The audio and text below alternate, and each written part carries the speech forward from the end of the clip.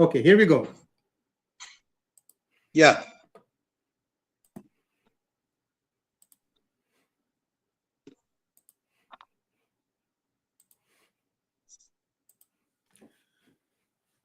Hello and welcome to PGurus channel. I apologize for the delay in connecting. We had some technical difficulties, but now everything is sorted out. Dr. Kamalakara Sharma Garu is with us. Namaskaram, Dr. Kamalakara Sharma Garu. Namaskaram, sir. Namaskaram. Namaskaram to all viewers of PGurus Andy. Thank you so much. So the recently concluded Greater Hyderabad municipal elections. We have written a very extensive story about this on PGurus, and this aired today. Yeah. And I just want to set the context for our viewers so that they know that under what conditions this result has come about. First off, we had the interesting situation of one of the major contestants only contesting in 51 seats. There were close to 150 seats, but one party chose to only contest in 51 seats. Yeah. Of that party has managed to get 43 or 44. I don't know the exact number, but that is okay, close enough. And this is the Majlis Ittihadul Muslimin party, headed by the Owaisi, Asaduddin Owaisi. And then you also have two other parties, the TSR of K. Chandrasekhar Rao and family. I don't buy that is a party. It's a family that happens to run a party. And then there is the BJP, Bharatiya Janata Party. Now, what we have seen is that the conditions of election was extremely, what I can say is, debilitating for people. It tried people's patience because many could not find their name in voters list. Another big problem was that the elections were not conducted on VVPAT systems, but they went back to ballot papers. And this was a surprise. Nobody explained anything. And then the state election commissioner gave a ruling saying that instead of ink, he will also accept ballots that are checked with pen. BJP had to move the courts to get that negated. So a lot of things happened. And on top of all this, the polling was only 45%. I mean, that is an incredibly low number. And yet, BJP had a very impressive performance. And so you live in the old city, right, sir? Yeah. Okay. So perhaps you can play out the scenario. I have heard some really, really stinging stories about how people are literally getting driven out of old city. And I just want to hear from you. You are a well-known doctor. You are running a hospital there. It's a great cause of humanity. What is your perception? What do you think happened in the recent polls? Why, first of all, was VVPAT not used, sir? Yeah. Very good evening, sir, to all the viewers of PGurus also. It has a long history. Actually, the Muslim community headed by Sultan Salahuddin Owaisi, the father of Asaduddin Owaisi and Akbaruddin Owaisi, in somewhere around 70s. At that time, Gulf oil has become very prominent, and then the moment they had a lot of support from those people, when I was there in second, third year MBBS, somewhere around 79, 82, 83, in that course of time, they have started all of a sudden. That is all of a sudden for Hindus, but Muslim people with a very planned motive.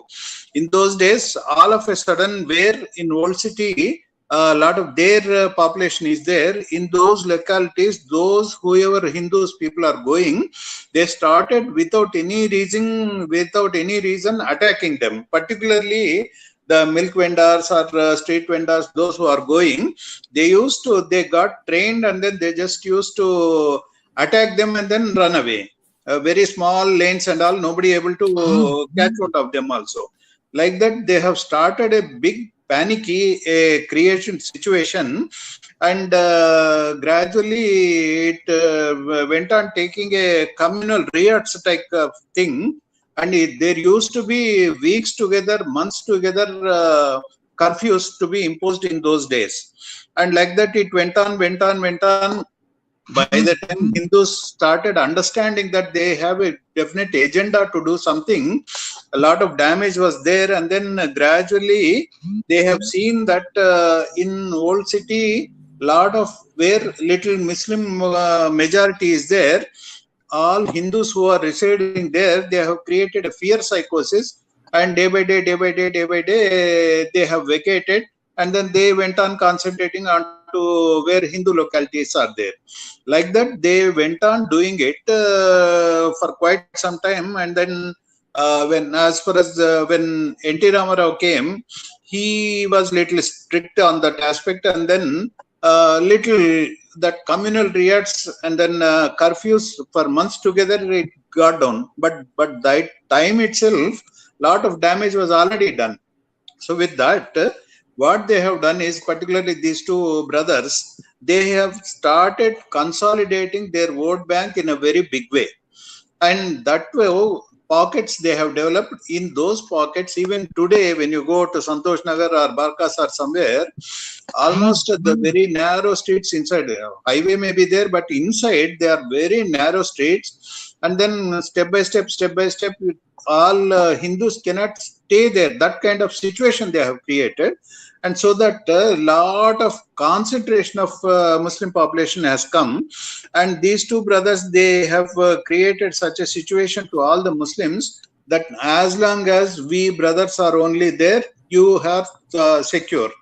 If we two are not there, you are gone. So this kind of atmosphere they have created, because I have a lot of practice in old city, a lot of Muslims are my patients. They used to tell, "Aaj tak hamare ko kuch nahi kare sab," but out of compulsion, they went on giving vote to them, and that's how they have consolidated. And if somebody alternate comes in that particular party, they attack.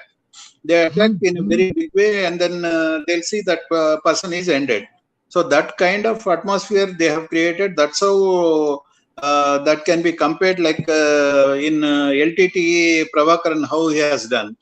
So that they have consolidated their own empire, and because of this particular thing, somewhere around 7 MLA seats they have got, and that's how they have created an impression among all the Muslims that they are the godfathers for them. If they are not there, Muslims are gone. This kind of atmosphere, and then this kind of total psychosis they have developed. Because of that, what happened is that entire Muslims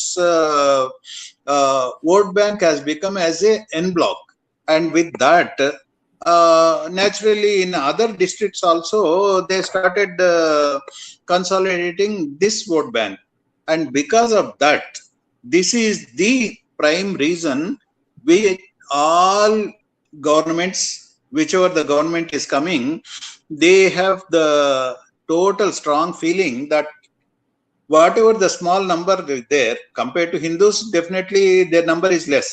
Hindus number somewhere around 70 to 80% Hindus are there. But this Muslim population, though it varies from 9% to 15%, 20%, 25% in some localities. But whatever is this particular small part is there, but that is an entirely assured one. So with this kind of situation, whoever the aspirant coming to chief ministership or power, they are neglecting Hindu vote bank, and then they are running after this MIM party, and this is the main reason they are not able to come out of that MIM. And the other issue is, in Hindus, because of so many parties, so many agendas, lot of people, they are dispersed, and that has not become consolidated as a vote bank. As a Hindu vote bank, it was not consolidated, and this is the time that has happened. And in so many occasions, the people, lot of people, those who are suffered in old city, particularly SC/ST people, and then time you have seen in Bhainsa, such atrocities, activities these people have done, that literally they went into houses of Hindus and then they have urinated into wheat flour and then all rice, dal and those things. At that sir, one kind second, of sir. thing, One such second, a one second, sir. rampage they have One done. second, sir. One second, Yeah. Dr. Garu, 1 second. I need to explain Yeah. to our viewers what happened in Bhainsa. Bhainsa is a town in the district of Nizamabad. What he's Yeah. referring to happened a few months ago, and Yeah. I just wanted to place the context that this may Yeah. have had a huge bearing in what happened in GHMC. Was the Bhainsa Yeah. incident after Lok Sabha elections or before that? Yeah. Bhainsa was after the MP election, sir. Recently, last year only it was. Okay. Sir, continue, sir. So then the Bhainsa incident, you were saying about people going and urinating in somebody's wheat and somebody's rice. Please continue, sir. Yeah. When Bandi Sanjay and other people, they try to go and meet the people also, government has restricted, and it was not allowed the matter to come out in the newspapers or any other thing. But thanks to social media, whatever is there, it's just coming out like anything, and then lot of information is coming out, so that such kind of so many frictions all Hindus have faced. And added to that, see, when a person is anonymous, where it is a very small person, not to be cared, whatever he speaks, nothing happens. But whereas a person holding such a high position, the thing I'm talking facts about that. I'm not belonging to any party or any other thing, but the facts I'm telling. Even a person, when he has reached the height of activity, when a single word also it will carry a lot of weight. So what happened was that before elections of MP elections, Chief Minister's one word, just one sentence, it has cost 4 seats for him. He has told that Hindugalu, Bandhugalu, దిక్కుమాలిన దరిద్రంగాల చేతిలో ఈ దేశం పడి విలవిలలాడుతుంది. This was one thing. And on the other side, one second. I need to translate that for our non-Telugu speaking audience. Okay. So please bear with me, or you can say the same thing in English. That's fine. English. That means that Hindugalu, this Bandhugalu means those who are dead bodies. Hindus and then dead bodies, Bandhugalu. And then the entire country is getting turmoiled in the hands of these bloody Hindus. Like this was the sentence he has uttered, and this has made such a tremendous impact on entire Hindus that literally 4 seats, MP seats, BJP could win. Sir, one second, sir. One second. Please bear with me. So, viewers, I don't know if you understood the bits and pieces, but I understand what Dr. Garu is saying. So, basically, what happened was during the Lok Sabha election run-up, what had happened was, the Telangana Chief Minister, K. Chandrasekhar Rao, he uttered one really nasty sentence about Hindus, and he equated them with dead people, and he said that they are ruining this country. And this one statement of his cost the TRS 4 seats in the MP elections. Now, what we are trying to see is how some of these things may have had an effect in the GHMC. Please continue, sir.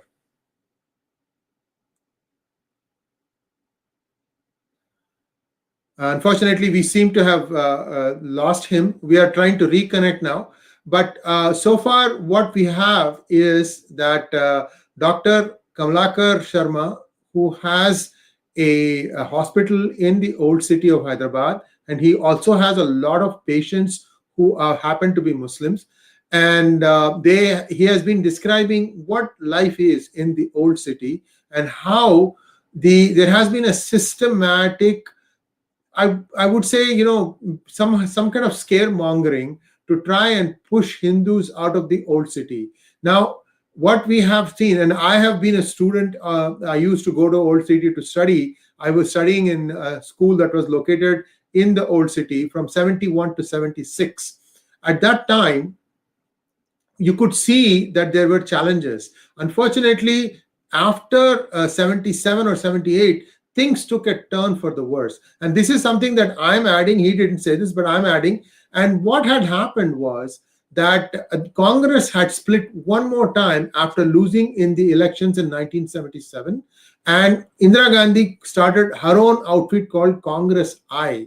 And this entity actually came to power in elections in, I think, 1978 in Andhra Pradesh. And she chose a person called Chenna Reddy, Murray Chenna Reddy. And Mr. Murray Chenna Reddy was, before KCR, another person who had done Telangana agitation. And he wanted a separate Telangana state. And that agitation was in 68, 69, I believe, 67 to 69. It really went to a peak, and then it got subsided when K. Brahmanand Reddy, the then chief minister, stepped down. So what I'm trying to say here is that when Indira Gandhi when Indira Gandhi's Congress came to power in Andhra Pradesh, that was the United Andhra Pradesh in 1978, then there was a consistent attempt to try and collect as much money as possible for running her new party called Congress I at that time. And there were only very, very few states where she happened to have some semblance of power. One was Andhra Pradesh. The, the, the other one was Maharashtra, where Sharad Pawar managed to form a government, but he had his own challenges and he wasn't exactly under Congress I, but he was part of that anyway. Long story short, there were two states where Congress I was in power, and she wanted to extract the maximum amount of money out of these places so that she could run the party. And this is the normal stuff that happens. Even now, you have so many things going on in Karnataka on DK Shivkumar, who's supposed to be the person who was, bringing money for the party at the center. Anyway, so long story short, we are still trying to get hold of Dr. Kamalakara Sharma Garu. And so in the 78, 79, what used to happen was there were 3 or 4 claimants to the Gaddi of chief ministership of Andhra Pradesh. And each one would try to cause trouble and cite law and order situation as the reason for why the chief minister should be changed. So you had, and every time it had to be done, the place they would create this problem was the old city. And it was a well-known fact. Everybody knew that somebody who wants to occupy the chief minister's post is creating these things, but somehow it never came out in the newspapers in black and white to say that this was happening. So that is where the genesis of these problems happened. And in 1983, when N.T. Ramarao came to power, he brought it under a certain amount of control, but the exodus was a steady one, and it kept going and going. And unfortunately, before we could continue our conversation, we lost him. I'm going to try and get him back, but unfortunately, I am not really raising him. Just wait for a minute, viewers, and I'll let you know if we are going to be able to continue this, or if we have to do it at some other time.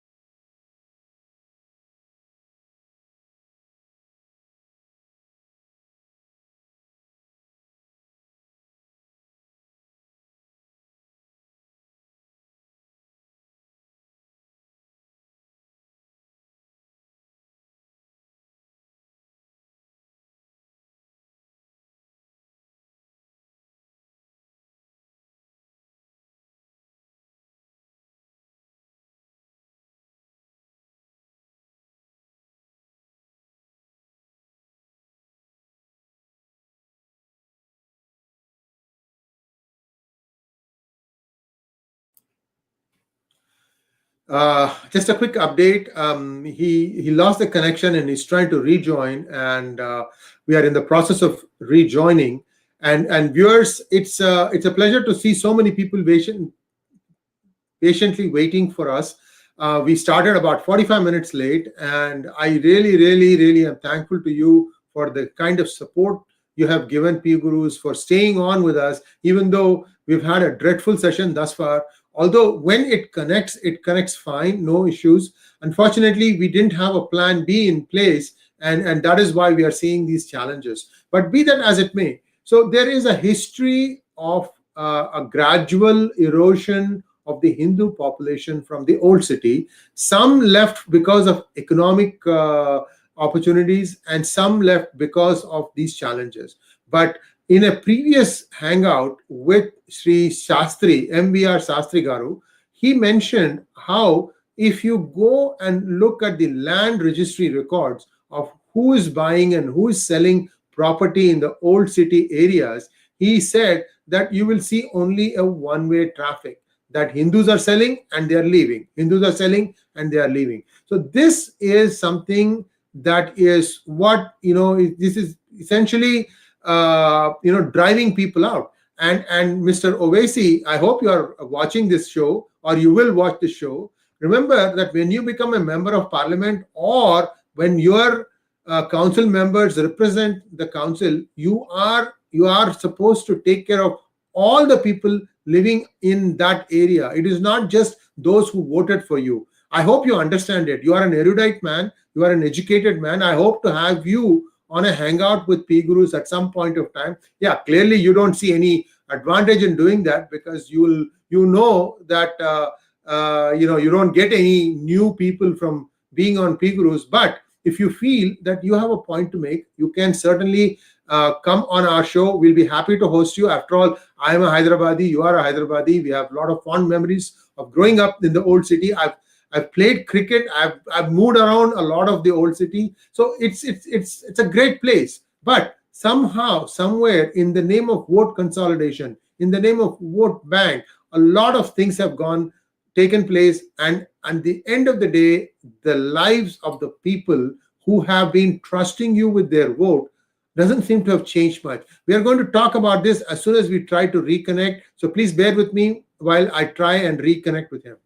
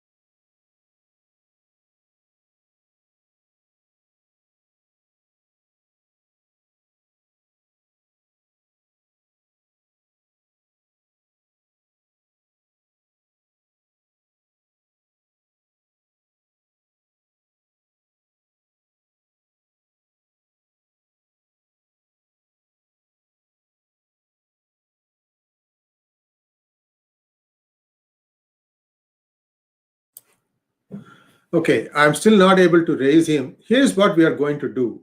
Instead of wasting everyone's time, I'm going to bring this session to a close. We will reconnect with him. We will record the rest of the conversation, and then we will splice it together with this part so that everybody will get to see the entire thing. But that will probably happen tomorrow or something like that. We apologize for the quality issues that we've had. Sometimes technical issues are very, very difficult to solve, and we have run into one such problem. Thank you very much, and see you all very soon. Oh, here, we are lucky. He just rejoined. Just one second. Just one second. Hello. Namaskaram. Namaskaram. Yeah, namaskaram, sir. Okay, so let us continue, sir. You are online. Please continue. You are talking about the one statement that KCR made that costed him 4 seats. So let us take off from there. Please continue, sir. Yeah. In its continuation, the statement of that Akbaruddin Owaisi was in a meeting. He was telling in their Muslim conglomeration meeting, भाइयों सुनो, चाहे वो राजशेखर रेड्डी हो, किरण रेड्डी हो, चंद्रबाबू नायडू हो, रोशैया हो या केसीआर हो, कोई भी है, हमारे सामने झुकना पड़ता है कि नहीं? अगर हमारे हाथ में उधर कार है तो स्टीयरिंग अपने हाथ में रहना कि नहीं? So these were the statements made by those people. So whatever the party it may be, chief minister is a chief minister to entire population, and it's not irrespective of any party or any other thing. If a chief minister is so insulted, it is a heart-burning for any party, anybody. See, that kind of statements, they make a lot of nuisance, these things.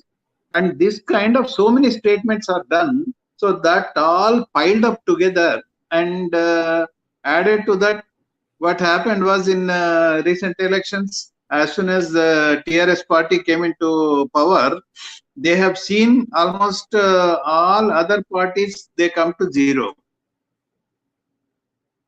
Right. And then a lot of Congress people and a few of one or two BJP, those things also. Like that, there was no proper opposition. There was big vacuum left over as an opposition. So now there was no other go, and the insults faced at Bhainsa or any other or countrywide also. The other side, the MIM, it is making dents in all other states also. Recent elections in Bihar also. Like that, when the opposite side, it is making total consolidation of their vote bank basing purely on a religion, then automatically it irks the other side.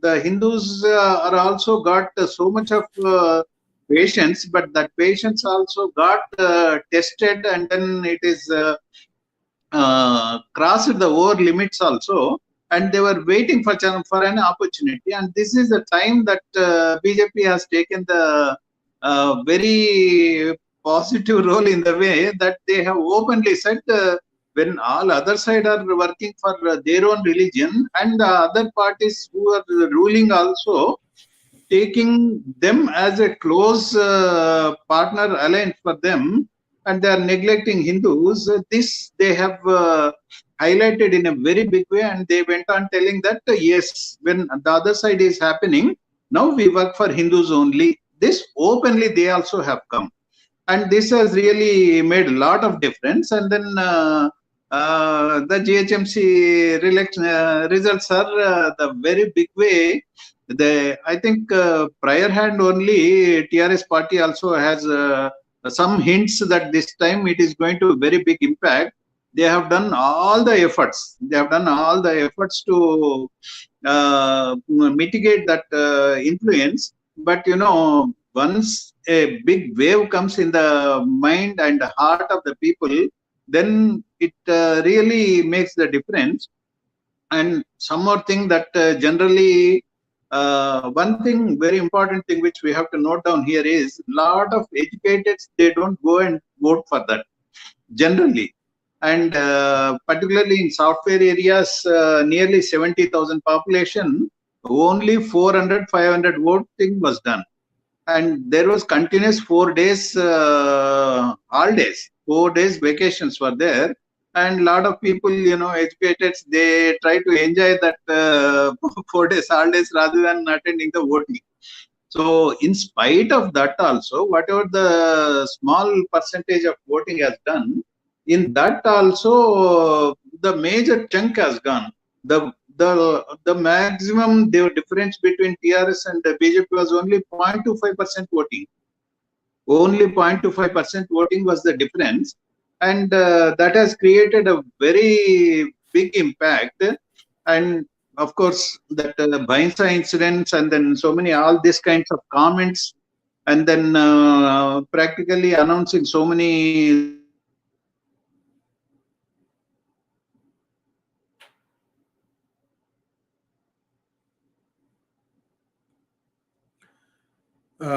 Looks like we've lost him again.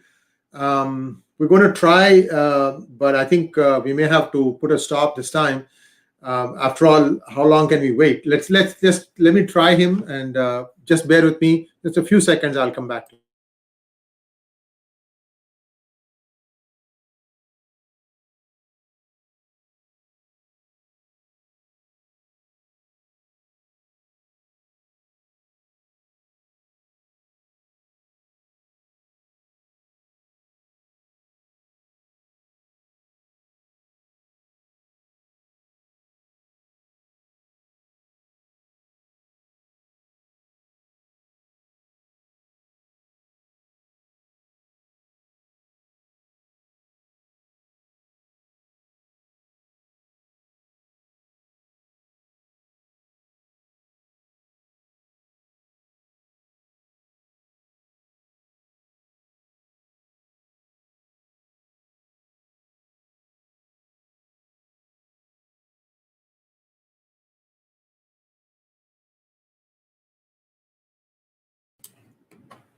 We're still trying to raise him.